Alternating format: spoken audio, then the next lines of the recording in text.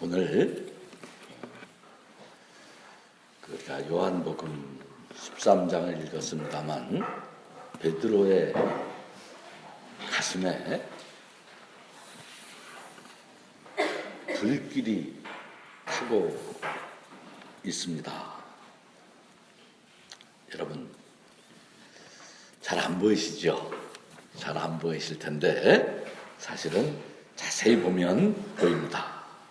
지금 베드로의 가슴에 불길이 활활 타오르고 있습니다. 분노죠. 예수님과 이 세상에서의 마지막 만찬 자리예요. 분위기가 참 무겁고 어두웠을 거예요. 그렇지 않겠습니까? 여러 번 예수님이 십자가 예고를 했고 상황 돌아가는 거 보면 생각 있는 사람 이 자리가 무슨 자리인지 다 알만한 자리예요. 그날 그 만찬 자리에서 무슨 일이 일어났을까?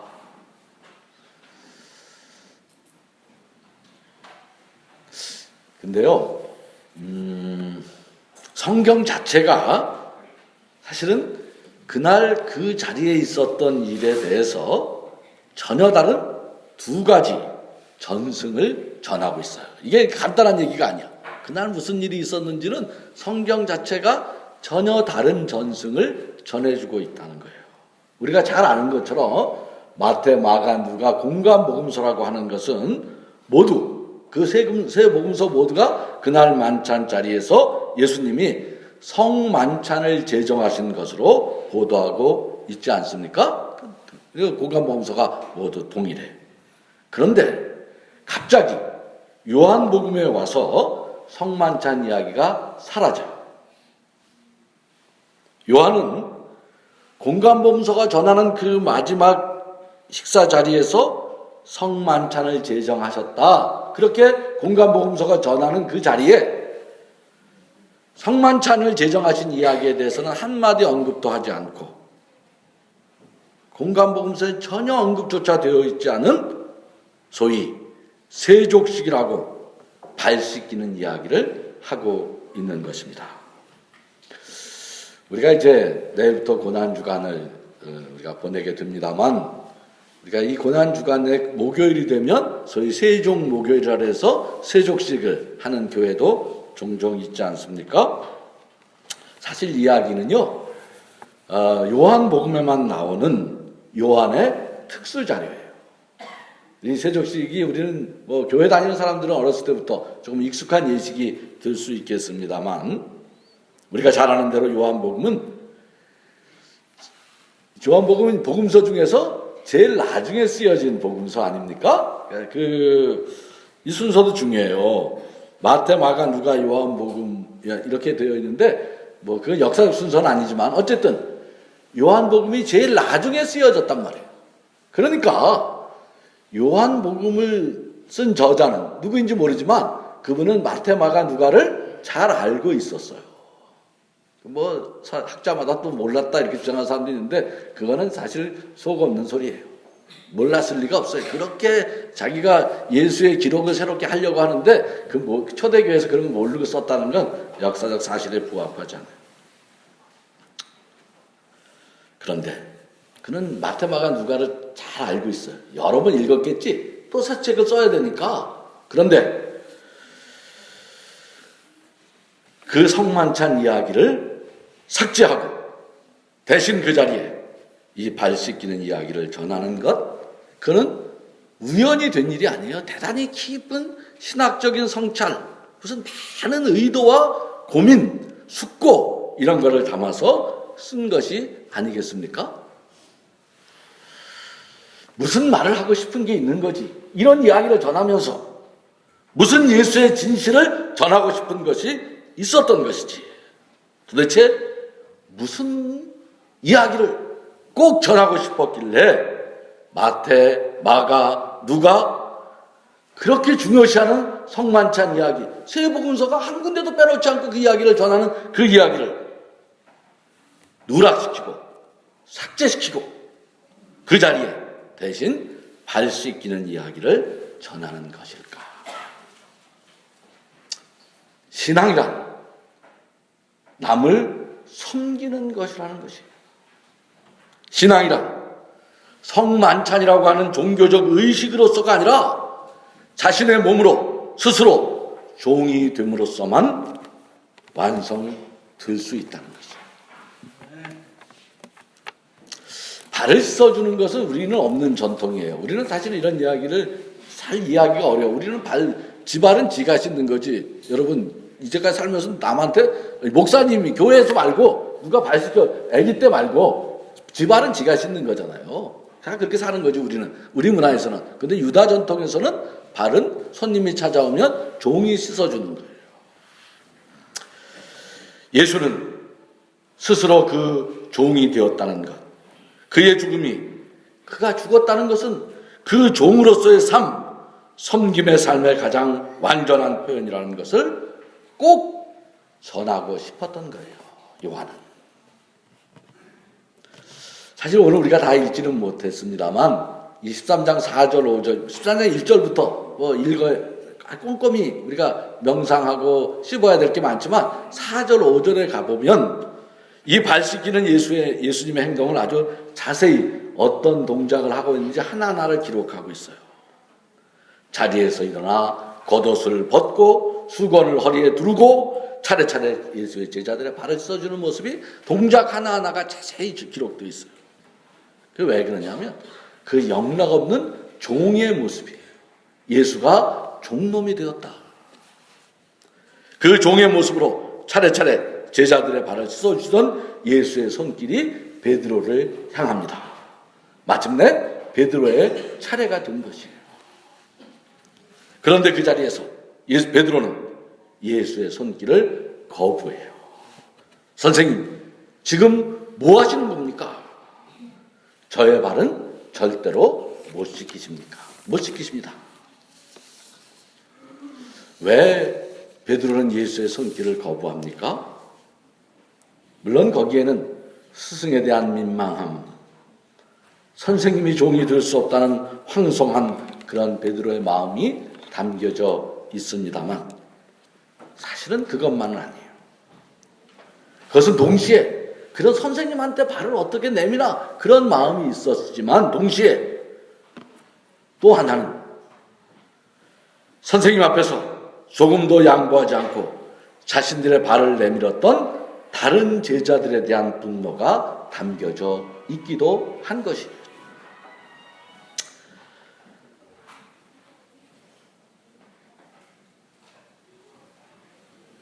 저놈들은 어떻게 저 발을 내미나? 세상에 저런 나쁜 놈들이 있나? 어떻게 선생님의 손길 앞에 자신들의 발을 쑥쑥 내밀 수 있단 말인가? 거기에는 누구도 포함되어 있습니까? 예수를 팔아넘길 가룟 유다도 그렇게 발을 내밀고 있습니다. 여러분은 어느 편에 서야 한다고 생각하십니까? 예수님이 발을 씻어주시겠다고 했을 때 순순히 발을 내밀던 다른 제자들입니까? 아니면 내 발만은 절대 씻을 수 없습니다. 그렇게 했던 베드로입니까? 내가 그 자리에 있었다면 나는 누구 편일까? 저는 베드로의 편에 들고 싶어요. 아무리 생각해도 예수 앞에 발을 축축 내밀던 다른 제자들보다는 이렇게라도 자신의 염치나 체면을 살려보려는 베드로의 편에 들고 싶지 않습니까? 그런데 예수님의 대답은 무엇이었어요? 내가 너를 씻기지 아니하면 너는 나와 상관이 없다는 것이었어요. 여러분, 이상하지 않아요? 이상하지 않습니까? 왜 예수는 저런 더러운 놈들, 심지어 자신을 팔아넘길 유다까지도 아무런 설명 없이 발을 씻어주시는 것입니까? 저는 이 대목에서 진짜 멈칫되게 돼. 거기 가룟 유다 있는데 다 알아. 예수님이 몰랐을 리가 없지. 유다야, 넌 좀 빠져라. 너는 여기에 어울리지 않는다. 그렇게 해야 예수 공동체의 순결성이 유지되지 않겠습니까? 예수님이 정말 모르셨을까? 아니, 아셨겠지요. 제자들이 어떤 상태인지, 특히 누가 배반할 것인지 다 아셨을 거예요. 그럼에도 그들 모두의 발을 씻기십니다. 그리고 내가 너를 씻기지 않으면 나와 상관이 없게 된다고 말씀하시는 것입니다. 3년간 동고동락했지만 우리가 다 아는 이야기예요. 결국 어떻게 됐어요? 예수님 십자가 달려 들어갈 때 다 도망갔어. 하나도 변별한 거 없었어요. 그렇게 3년 동안 동고동락했지만 여전히 못난 제자들이. 그런데 예수는 그들의 발을 씻기십니다. 베드로는 그걸 참을 수 없었던 거예요. 이래서는 안 되지. 저 더러운 놈들에게 무슨 발 씻김인가? 그는 나만은 달라야 한다고 느꼈던 거예요. 그는 그 순간 이 나는 달라야 한다는 차별성이야말로 자신이 취할 수 있는 최선의 방도라고 느꼈을 거겠지. 그런데 예수는 가룟 유다를 포함해서 모두의 발을 씻기시고 내가 너를 씻어주지 않으면 너는 나와 아무 상관이 없게 된다고 말씀하시는 거예요.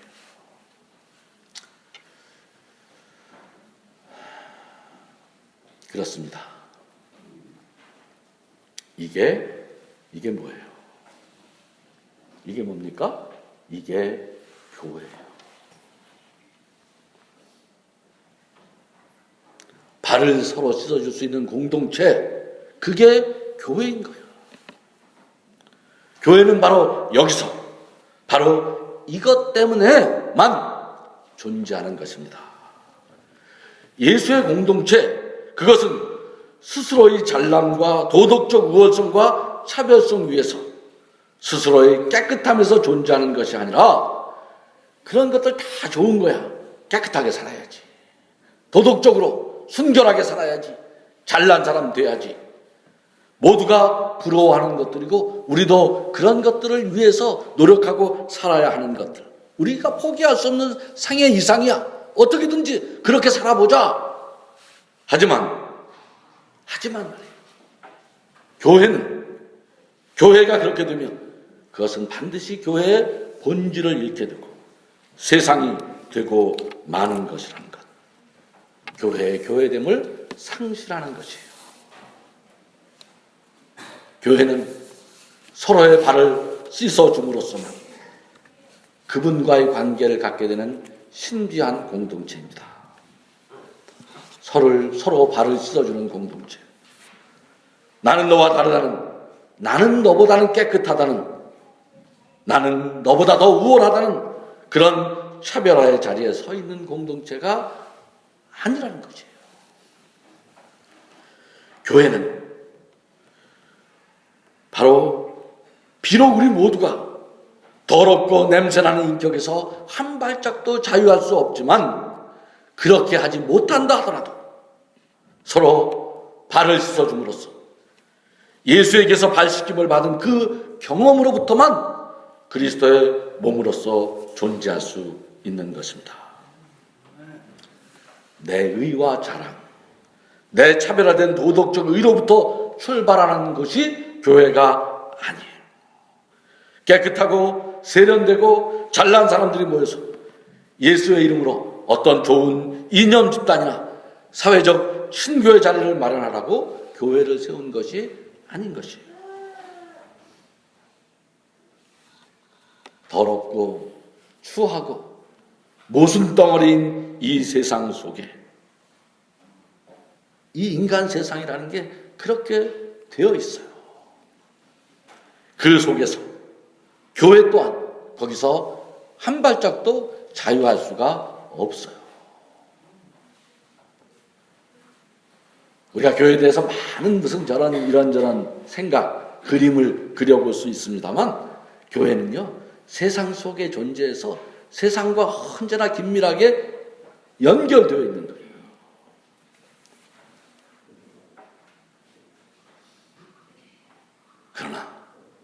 그것이 왜 교회인가? 세상이 조금 더 잘났고 조금 더 깨끗하고 조금 더 우월하다는 이 허황된 신화에서 서로 그 신화를 이룩하기 위해서 물고 뜯을 때 그리스도의 몸인 교회는 스스로 낮아지고 스스로 씻어주는 방식으로 서로의 관계를 맺음으로써 자기 의가 아니라 그리스도의 덕을 드러내는 신비한 공동체인 것입니다. 그래서 교회가 되는 거예요. 교회에 다니는 사람이 더 도덕적으로 의로워서가 아니라 관계 맺는 방식이 달랐기 때문에. 미국의 미주리주라고 하는 어떤 그런 동네가 있잖아요. 그 어디 시골 조그만 마을 미용실에 어느 날 갑자기 그 시골 마을이니까 미용실에 손님도 잘 안 오는데 어느 날 갑자기 손님이 쏟아져 들어왔다고 합니다. 그리고 오는 사람마다 다 머리를 박박 깎아달라고 삭발을 요구합니다. 주인이 하도 이상해서 이유를 물었더니 그 사람들이 전부 같은 동네에 다니는 조그만 한 50명 모이는 작은 교회 교인이라는 거예요. 이 미용사 생각에 이 이상한 사교 집단에서 왔나? 광신도들인가? 그렇게 생각을 했는데, 그런데 거기에 사연이 있었어요. 그 교회에 어린 청소년부 아이 하나가 암 수술을 하고 항암 치료를 받던 중에 머리가 다 빠져버린 거예요. 그래서 외출을 못해. 그 소녀가 목사님과 교인들이 신방을 갔어. 머리 때문에 창피해서 교회에도 못 오겠다는 거예요. 그래서 목사님이 교인들이 교회에 돌아와서 모두 머리를 깎기로 작정을 했다는 거예요. 이 이야기를 들은 이 미용사가 너무 감동을 받아서 방송국에다 연락을 했어요. 그래서 미국 사람들은 그런 걸 잘하는 것 같아요. 방송국에서 이 사실을 알고 그 여학생에게 특별한 추억을 만들어 주자고 이벤트를 하게 됐어요. 어느 일요일 날 아침 엄마는 창피해서 밖에 절대로 못 나가겠다. 그런 아이를 잘 설득해서 그 소녀에게 간곡하게 부탁을 해서 모자를 씌워서 교회를 데리고 갔어요. 교회 문을 여는 순간 교인 모두가 빡빡머리로 거기 앉아 있었다는 거예요. 소녀는 몸둘 바를 몰랐어요. 조금 망설이다가 굳은 결심을 한 표정으로 모자를 벗었어요. 그 상황을 카메라로 중계하던 리포터가 눈물을 글썽이면서 이렇게 말했다고 해요. 나는 크리스찬이 아닙니다. 나는 아직 교회에 다니지 않습니다. 그러나 언젠가 교회에 나가게 된다면 이런 교회를 나가고 싶습니다. 방송을 본 많은 사람들 어떻게 되었을까요? 방송을 본 많은 사람들 어떻게 되었을까? 눈물바다가 되었다는 겁니다. 너와 다른 내가 됨으로써 더 행복하고 더 멋진 삶을 살 수 있고 더 좋은 세상을 만들 수 있다. 그것이 오늘 이 세계를 지배하는 신화예요. 우리는 그런 세상에 살고 있어요. 무한 경쟁이라고 하고 여러 가지 복잡한 얘기를 하지만 한마디로 말하면 내가 너보다 더 잘나야 나는 잘 살 수 있다. 세상은 좋아진다. 그런 생각이에요. 세상은 모두 그렇게 말하고 그렇게 달려가기에 바쁘지요. 더 뛰어나고 더 능력 있고 더 도덕적으로 우월하고 더 잘나고 더 건강하고 더 예뻐지고 더 화려하고 더 많이 갖고 이제 그런 허황된 신화의 세상에 대해서 우리가 새로운 눈을 떠야 할 때가 되지 않았습니까? 다만 너의 발을 너의 냄새나는 더러운 것을 내가 씻어줌으로써 내가 낮아지고 종이 됨으로써 열리는 새로운 세상이 있다는 것에 대해서 우리가 새롭게 눈 떠야 하지 않겠습니까? 그래서 17절 예수는 이 이야기의 결론으로 이렇게 말해요. 너희가 이것을 알고 그대로 하면 복이 있다. 한번 저를 따라해 주십시오. 한번 저를 따라해 주십시오. 너희가 이것을 알고 그대로 하면 복이 있다. 복이 있다. 복이 있다. 그렇습니다. 십자가의 복, 섬김의 복, 새로운 복의 길이 우리 앞에 있습니다. 예수 안에서 이 복을 흠뻑 누리시는 우리 모두가 되기를 바랍니다. 다른 복은 다 놓쳐도 이 복을 절대 놓치지 않는 우리가 되기를